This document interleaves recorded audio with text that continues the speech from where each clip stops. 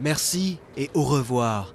C'est la fin d'une histoire de la presse typiquement britannique. Le tabloïd News of the World ferme aujourd'hui ses portes après le retentissant scandale des écoutes téléphoniques dont ont été victimes des milliers de personnes, célébrités et simples citoyens. Pour les lecteurs, c'était une occasion de lire une dernière fois malgré une fin un peu amère. Je pense que c'est dommage pour quelque chose qui a duré si longtemps. Je veux dire, c'était bien avant qu'on soit né, 168 ans. C'est triste de le voir partir alors qu'il a évidemment eu beaucoup de succès.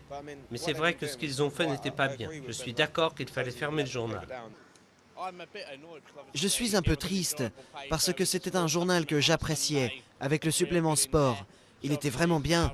Donc maintenant, je vais devoir trouver un autre journal de la même qualité, notamment en sport. 168 ans de scoop qui faisait partie du rituel du dimanche pour de nombreux Britanniques. Le journal était diffusé à 2,5 millions d'exemplaires ces derniers mois. Et pour la dernière édition, il a été imprimé à 5 millions d'exemplaires. Une aubaine pour les marchands de journaux.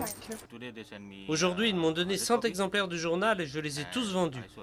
Et ce qui reste ici, je l'ai récupéré d'un autre magasin.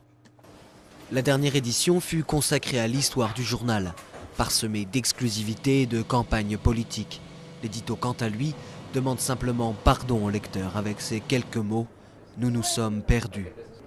Rupert Murdoch, le propriétaire du groupe News International dont fait partie News of the World, est arrivé à Londres aujourd'hui. Nombreux sont ceux qui s'attendent à la création d'un journal similaire dans les prochains mois pour récupérer cette part du marché.